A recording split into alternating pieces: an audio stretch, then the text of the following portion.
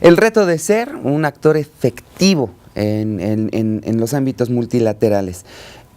¿Cuál sería la postura de ustedes ante cuestionamientos que hacen académicos en el sentido de que no basta con ser anfitriones de grandes encuentros internacionales con mandatarios, sino que hay que saber qué hacer con esos encuentros? Así es, nuestro candidato ciudadano Gabriel Cuadri de la Torre lo resume en una sola frase. Dice que México se convierta, al ser sede de los foros como la COP16 y muchos más, parece ser que nos quieren convertir en el Salón Internacional de Fiestas México. Y eso no significa que nos da un protagonismo, porque ni siquiera se ha planteado, ni siquiera lo ha planteado el gobierno, es a dónde queremos ir respecto a la relación con ese organismo que se trate, o cuál es nuestra agenda a este respecto.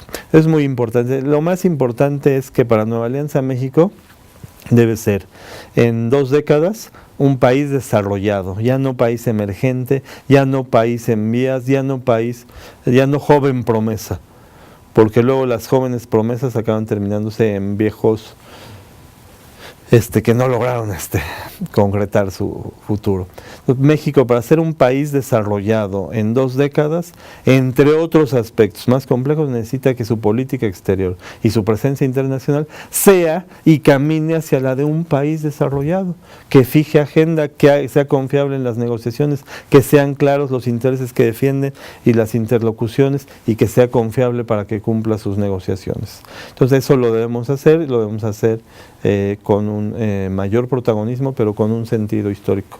En la época previa a la Revolución, México tenía, según nos cuenta la historia, una posición muy importante, y el presidente, por ejemplo, Porfirio Díaz, intentaba traer el mundo hacia México, porque llevar a México hacia ese sentido y convertirlo en un país maduro no necesariamente quiere decir que los mexicanos entendamos que somos un país maduro.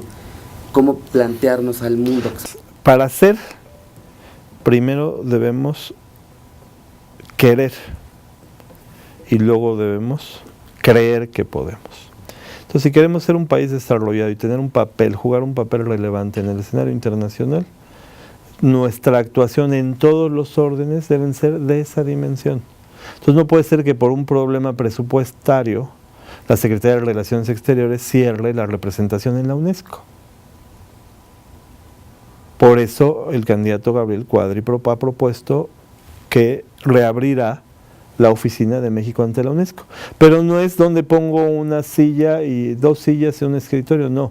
Es qué papel se va a jugar para preservar el patrimonio educativo y cultural de México y del planeta. Por poner un ejemplo, no es posible que por razones presupuestarias cerremos en las oficinas del consulado de Milán. O sea, hacemos recortes de país para bananizar nuestra política exterior, que es lo que en algunos casos, en un rubro, pudimos observar.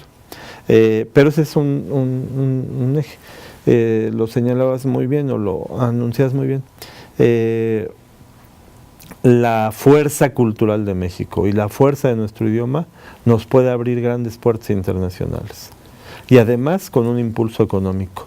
El uso del español, además de una herramienta cultural, es un instrumento de gran valor económico e incluso comercial. No solo por la industria cultural, me refiero a los libros, a las películas, a los doblajes, a todo lo que tiene que ver con el manejo del idioma en la industria cultural, sino con esa posibilidad de darles como una lengua alternativa a los actores económicos y comerciales, que puedan, entonces hay que tener una política de Estado exterior respecto al tema cultural. Por eso Nueva Alianza, el candidato Cuadri, ha propuesto que de todas estas oficinas agregadurías culturales y del Instituto México se fusionen y se cree el Instituto Mexicano Octavio Paz en cada uno de los países en el exterior, tomando lo mejor de las experiencias, por ejemplo, del Instituto Francés, del Instituto Goethe o del Instituto Cervantes. El Instituto Octavio Paz, Mexicano Octavio Paz, para esa defensa del idioma español, ese impulso, y para promover la cultura mexicana. Este tipo de acciones forman parte de lo que le llamábamos la diplomacia pública para que aumente la presencia.